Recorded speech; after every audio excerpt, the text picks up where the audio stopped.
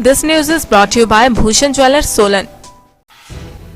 जिला किन्नौर में बढ़ रहे कोरोना संक्रमण को देखते हुए प्रशासन सतर्क हो गया है। अब कोविड मरीजों की संख्या बढ़ती है तो प्रशासन ने जिला के तीनों उपमंडलों में 6 सेंटर चयनित किए हैं। सहायक आयुक्त किन्नौर मनीष शर्मा ने बताया कि जिला में ऑक्सीजन पर्याप्त है। शर्मा ने कहा कि सरस्वती विद्या मंदिर ने रिकांगपिओ व टापरी में अपने इंस्टीट्यूशन में 70 बिस्तर व खाने की व्यवस्था के साथ स्टाफ भी निःशुल्क उपलब्ध करने का प्रस्ताव दिया है। इसी तरह हिमगिरी आश्रम से भी मदद ली जाएगी। जिस तरह से जिले में नए संक्रमण के मामले सामने आए हैं पिछले 2-4 दिनों में, उससे हम सतर्क हो गए थे पहले ही, और हमने जो तैयारी है वो अपनी तरफ से जो चीज़ें चाहिए, जैसे सबसे पहले तो जो सबसे बड़ी मुश्किल आती है कि यदि कोविड का कोई पॉजिटिव पेशेंट आता है और उसको यदि किसी सेंटर में या कहीं ले जाना होता है, उसमें जगह नहीं मिलती है, बेड नहीं मिलते हैं, तो उसके लिए हमने 6 सेंटर्स जो हैं, हर सब डिवीज़न हमारे पास 3 उपमंडल हैं, उनमें तीनों में हमने सफिशेंट मात्रा में जो अकोमोडेशन है वो रिक्विजिट कर ली है बेड के साथ, और जो दूसरी जो मूलभूत सुविधाएं चाहिए होती हैं उसके साथ पूरी हमने तैयारी कर ली है, उनको नोटिफाई भी कर दिया गया है।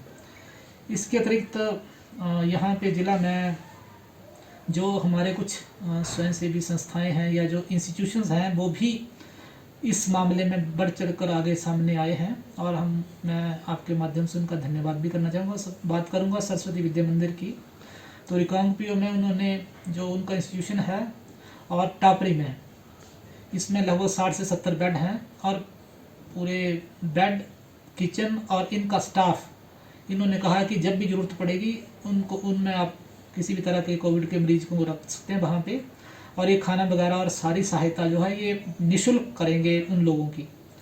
इसके अतिरिक्त जो हिमगिरी बाल कल्याण आश्रम है वो भी सामने आया है, और उसने भी अपना संस्थान जो है इन पेशेंट्स के लिए, और जो स्टाफ है वहाँ पे, वो उन मरीजों की देखभाल के लिए या जो खाना बनाने के लिए या किसी भी और तरह की सर्विस है उसके लिए निःशुल्क प्रशासन को उपलब्ध करवाने के लिए हमारे पास उन्होंने अपना प्रस्ताव दिया है। इसके अतिरिक्त हमने समीक्षा की है कि ज़िले में स्वास्थ्य में जैसे दिन प्रतिदिन सामने आ रहा है कि जो ये सेकंड स्ट्रेन है, इसमें सबसे बड़ी मुश्किल है ऑक्सीजन की।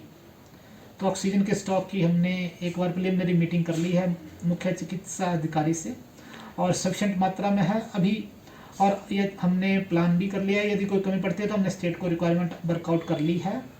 तो आने वाले दिनों में हमें चाहे एम्बुलेंस की ज़रूरत पड़ेगी, ऑक्सीजन की ज़रूरत पड़ेगी, या और भी किसी तरह की दवाई की या मैन पावर की, वो सारी 3-4 कमेटियाँ हम बना रहे हैं। हम इसमें जो हमारे प्रोजेक्ट्स हैं जिनके पास हॉस्पिटल्स की फैसिलिटीज़ हैं उनको भी हमने रिक्विजिट कर लिया हुआ है। दिव्य हिमाचल टीवी के लिए रिकांगपिओ से मोहिंद्र नेगी की रिपोर्ट।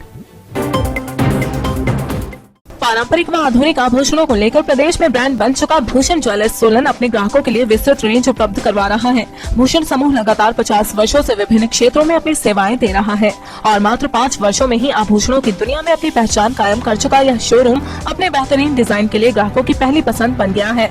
आभूषण चाहे सोने के हो या फिर हीरे व चांदी के, इनके डिजाइन का कोई सानी नहीं है। वैरायटी, विश्वसनीयता और ग्राहकों की उम्मीदों पर खरा उतरने का संकल्प है। यह ब्रांड निरंतर सफलता के नए आयाम स्थापित कर रहा है। भूषण ज्वेलर्स के एमडी विनय गुप्ता का कहना है कि न्यू वैरायटी, न्यूनतम मेकिंग चार्जेस, ढेरों उपहार व शोरूम में अपनेपन का एहसास हमें अन्य ब्रांड से जुदा करता है।